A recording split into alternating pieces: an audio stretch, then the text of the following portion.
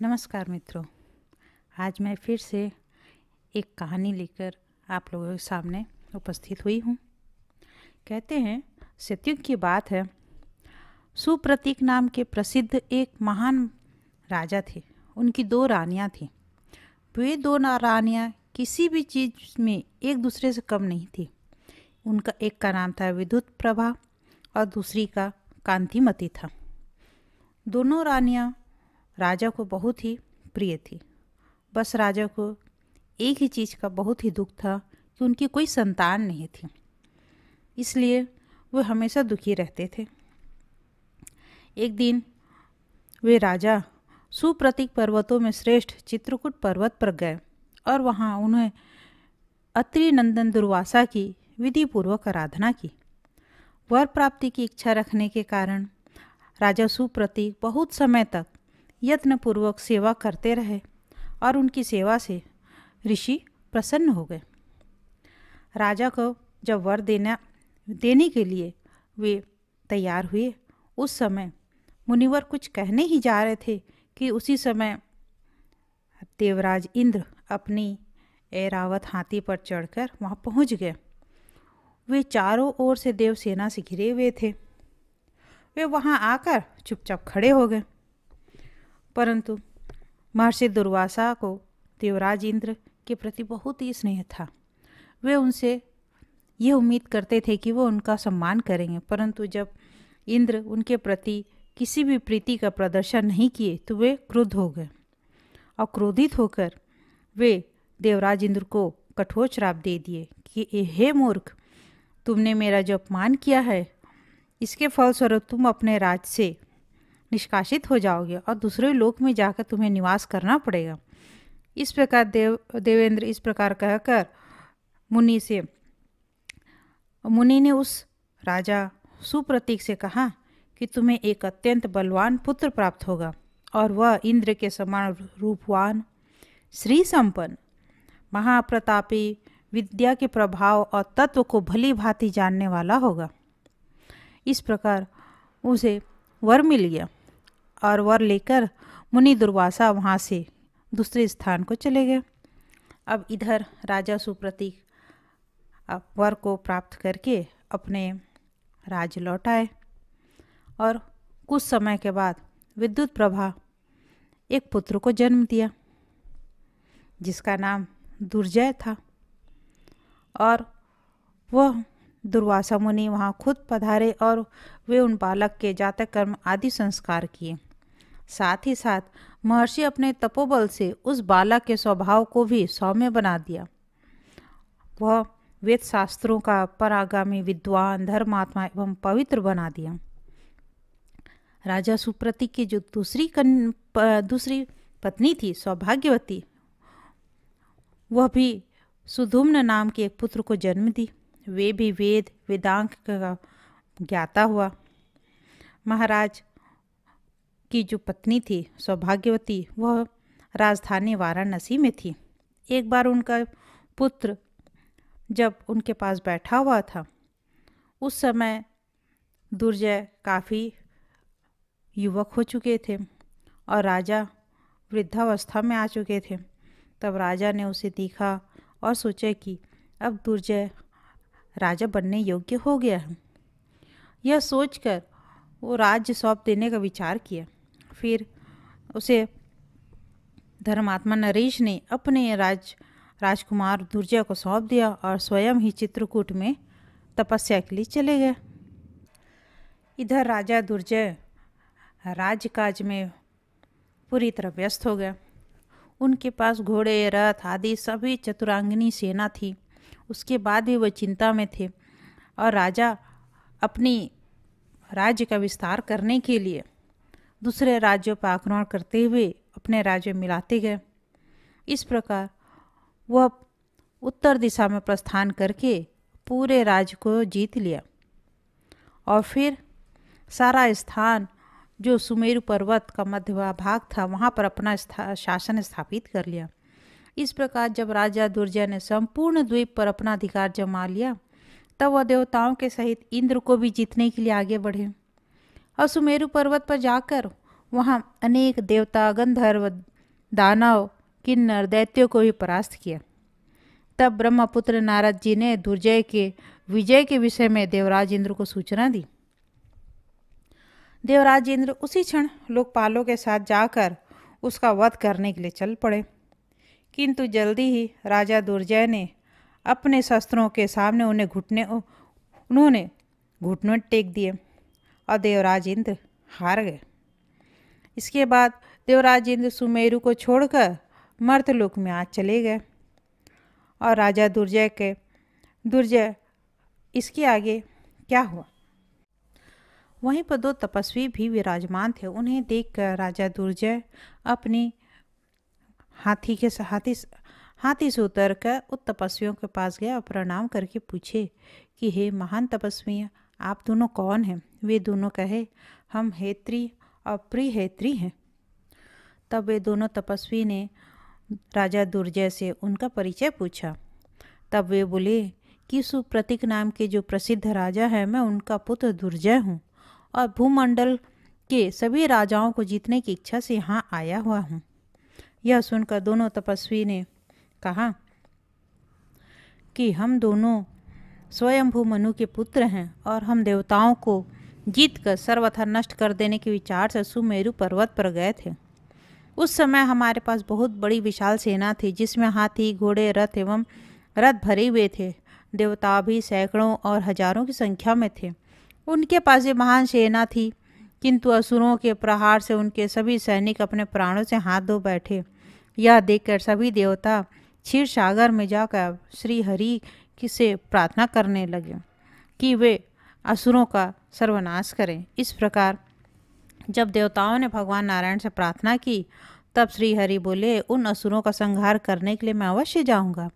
भगवान विष्णु के यह कहने पर देवता मन ही मन भगवान जनार्दन का स्मरण करते हुए सुमेरु पर्वत पर गए और वहां उनका चिंतन करते ही सुदर्शन एवं गदा की धारण किए भगवान नारायण हम लोगों की सेना का भेदन करते हुए उनमें प्रविष्ट हो गए और क्षण भर में ही 1 से 10, 10 से 100, फिर 1000, फिर लाखों करोड़ों रूप बना लिए। और उन देवेश्वर के आते ही सेना में जो भी महान पराक्रमी वीर हमारे बल के सहारे लड़ रहे थे, वे अचेत होकर पृथ्वी पर गिर पड़े और उसी समय उनके प्राण पखेरु उड़ गए। इस विश्व रूप धारण करने वाले भगवान श्री नारायण ने अपनी योग माया से हमारी संपूर्ण चतुरांगिनी सेना का, जो हाथी, घोड़े, रथ, पैदल, वीरों, ध्वजा से भरी हुई थी, संहार कर डाला। बस केवल हम ही 2 दानव को बचा देख वे सुदर्शन चक्रधारी श्री हरि अंतर ध्यान हो गए। अब ऐसा अद्भुत कर्म देखकर हम दोनों भी उन प्रभु की आराधना करने के लिए उनकी शरण ग्रहण कर ली। राजन, राजा सुप्रतीक हमारे मित्र थे और तुम उनके पुत्र हो। ये दोनों कन्याएं हमारी पुत्री हैं। मुझ हेत्री की कन्या नाम शुकेसी है और इस प्रहेत्री की कन्या का नाम मिश्रकेसी है। इसे तुम अपनी अर्धांगिनी के रूप में स्वीकार करो। हेत्री के इस प्रकार कहने पर राजा दुर्जय ने दोनों मंगलमयी कन्याओं के साथ विधि पूर्वक विवाह कर लिया और वो सैनिकों के साथ अपनी राजधानी लौट आए। बहुत समय के बाद राजा दुर्जय के 2 पुत्र हुए। सुकेसी से जो बालक उत्पन्न हुआ उनका नाम प्रभव पड़ा और मिश्रकेसी के पुत्र का नाम सुदर्शन रखा गया। राजा दुर्जय महान वैभवशाली तो था ही, उसे परम श्रेष्ठ 2 पुत्र की प्राप्ति भी हो गई। कुछ समय के पश्चात वह राजा शिकार खेलने के लिए जंगल गए। वहां जाकर उसने भयंकर जंगली जानवरों को पकड़कर बांधना शुरू कर दिया। इस प्रकार वन में विचरण करते हुए राजा दुर्जय को जंगल में कुटी बनाकर रहने वाले एक पुण्यात्मा मुनि दिखाई पड़े। वे महाभाग मुनि तपस्या कर रहे थे। उनका नाम गौरमुख था। वे ऋषियों के परिवार की रक्षा तथा पापियों का उद्धार कार्य में लगे रहते थे। उनके आश्रम में विशिष्ट गुणों से युक्त एक पवित्र सरोवर था। वह ऐसा उत्तम वृक्ष भी था जिसकी सुगंध सारे वन का वायुमंडल सुगंधित हो उठा था। वे मुनि अपने आश्रम में स्थित होकर ऐसा जान पड़ते थे मानो कोई मेघ उत्तम विमान पर आरूढ़ होकर आकाश से पृथ्वी पर उतर आया हो। मुनि गौरमुख के मुखमंडल ऐसी थी कि ऐसे जान पड़ता था कि प्रकाश आकाश को जगमगा दे रहा हो। वे पवित्र वस्त्रों से सुशोभित थे। उनके शिष्यों की मंडली उच्च स्वर से सामवेद का गान कर रही थी। उनके आश्रम में मुनि कन्याएं तथा मुनि पत्नियां भी अत्यंत सात्विक वेश धारण किए हुए थी। सुंदर पुष्पों से लदे हुए अगणित वृक्ष उस आश्रम की शोभा बढ़ा रहे थे। इस प्रकार उस आश्रम में मुनिवर गौरमुख की यज्ञशाला अद्भुत शोभा को प्राप्त हो रही थी। उस समय यह कहते हुए भगवान वराह कहते हैं पृथ्वी से कि उस समय मुनि गौरमुख के परम उत्तम आश्रम को देखकर राजा दुर्जय ने सोचा, इस परम मनोहर आश्रम में चलूं और इसमें रहने वाले अनुपम ऋषियों के दर्शन करूं। ऐसा विचार कर राजा दुर्जय आश्रम के भीतर तो गए। मुनि गौरमुख धर्म के साक्षात स्वरूप थे। आश्रम में राजा दुर्जय के आने का मुनि को हृदय से आनंद भर उठा। उन्होंने राजा को की भली भांति सम्मान किया, उनका आदर सत्कार किया और उन्हें आसन दिया और वार्तालाप करने लगे। और मुनि ने कहा, हे महाराज, मैं यथाशक्ति अन्य अनुयायियों के सहित आपको भोजन पान कराऊंगा। आप हाथी घोड़े आदि वाहनों को मुक्त कर दें और यहाँ पधारें। ऐसा कहकर मुनिवर गौरमुख मौन हो गए और मुनि के प्रति श्रद्धा होने से राजा दुर्जय ने मन ही मन में आतिथ्य स्वीकार करने की बात जच गई और वे अनुचरों के साथ वहीं रह गए। उनकी जो सेना थी बहुत ज़्यादा थी। राजा दुर्जय सोचने लगे, ये तपस्वी मुझे यहाँ क्या भोजन देंगे। इधर राजा को भोजन के लिए निमंत्रित करने के पश्चात विप्रवर गौरमुख भी बड़ी चिंता में पड़ गए। वे सोचने लगे, अब मैं राजा को क्या खिलाऊंगा। मेरे पास तो ऐसा कुछ है ही नहीं जो राजा को दे सकूं। यह सोचकर महर्षि गौरमुख निरंतर भगवत भाव में तल्लीन रहते थे। अतः उनके मन में चिंता उत्पन्न होने लगी कि हे भगवान, अब मैं क्या करूं। और वे मन ही मन भगवान को, नारायण को याद करने लगे, उनका स्मरण करने लगे और गंगा के तट पर जाकर उनकी स्तुति करने लगे। तब उनकी स्तुति से प्रसन्न होकर भगवान श्री हरि उनके सम्मुख आए और उनको प्रत्यक्ष दिखलाई दिए। जब गौरमुख अपनी आँख खोली, उन्होंने देखा कि भगवान श्री हरि का परम आश्चर्यमय रूप का दर्शन हुआ। उन्होंने देखा भगवान जनार्दन अपने हाथों में गदा और शंख लिए हुए हैं और उनका श्री विग्रह पीताम्बर से सुशोभित है। वे गरुड़ पर बैठे हुए हैं और तेजस्वी तो इतने हैं कि 12 सूर्यों का प्रकाश भी उनके सामने कुछ भी नहीं है। अधिक क्या, यदि आकाश में 1000 सूर्य एक साथ उदित हो जाए तो कदाचित उनका वह प्रकाश उन विश्वरूप परमात्मा के प्रकाश के समान हो जाए। अनेक रूपों में विभक्त संपूर्ण जगत उन श्री हरि के श्री विग्रह में के रूप में एकाकार हो रहे थे। देवी, भगवान श्री हरि के ऐसा अद्भुत रूप को देखते ही मुनिवर गौरमुख के नेत्र आश्चर्य से खिल उठे। मुनि ने उनको सिर झुकाकर प्रणाम किया और हाथ जोड़कर कहने लगे, भगवान, अब मुझे आपसे किसी प्रकार के वर की इच्छा शेष नहीं रह गई है।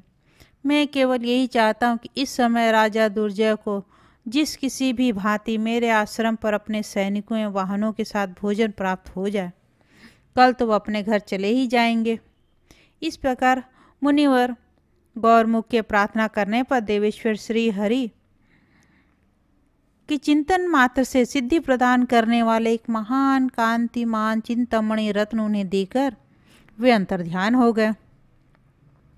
इधर गौरमुख भी अपने अनेक ऋषियों महर्षियों के से सेवित पवित्र आश्रम में पहुँचे। वहाँ पहुंचकर मुनि ने उस चिंतामणि के सम्मुख विशाल प्रासाद एवं हिमालय के शिखर तथा महान मेघ के समान ऊंचे एवं चंद्र किरणों के सदृश चमक से युक्त सैकड़ों तलों के महल का चिंतन किया। फिर एक की कौन कहे, हजारों करोड़ों संख्या में वैसे विशाल भवन तैयार हो गए। वह चिंतामणि जो रत्न थी, उसके सामने आप मन ही मन जो कुछ ही सोचते, जो कुछ भी चाहते, वो सामने आपको प्रकट दिखाई देता था। ऐसा उसका प्रभाव था। तो श्री मुनि जो गौरमुख को जो भगवान श्री हरि ने दिया था, वो वर के रूप में महलों के आसपास चार दीवारी बन गई। उनके बगल में सटे हुए उस महलों की शोभा बढ़ाने लगे और वहाँ पर पशु पक्षियों की भी आवासें, चंपा, अशोक, जायफल, नाग केसर, अनेक प्रकार के बहुत से वृक्ष और सब और दृष्टिगत होने लगे। इन सब का संचय हो जाने पर गौरमुख ने सब प्रकार के भोज्य पदार्थों का चिंतन किया। फिर उस मणि ने भक्ष्य, भोजन, लेह, चोष्य प्रभृति अनेक प्रकार के अन्न तथा परोसने के लिए बहुत से स्वर्ण पात्र भी प्रस्तुत कर दिए। ऐसी सूचना मुनिवर गौरमुख को मिल गई। तब उन्होंने परम तेजस्वी राजा दुर्जय से कहा, हे महाराज, अब आप अपने सैनिकों साथ महल में पधारें। मुनि की आज्ञा पाकर राजा दुर्जय उस परम विशाल गृह में प्रवेश किए, जो पर्वतों के समान ऊंचा दिखाई पड़ता था। राजा भीतर गए और जाने पर अन्य सेवक गण भी यथाशीघ्र अपने अपने गृह में प्रविष्ट हो गए। तदंतर सब के सब महल में चले गए। तब फिर मुनिवर गौरमुख ने उस दिव्य मणि को हाथ में लेकर राजा दुर्जय से कहा, यदि अब आप स्नान भोजन करना चाहते हो तो मैं दास दासियों को आपकी सेवा में भेज देता हूँ।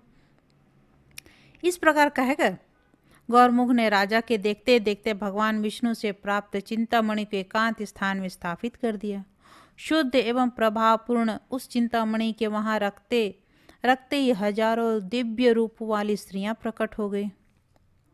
सभी स्त्रियां बड़ी ही सुंदर, सुकुमार और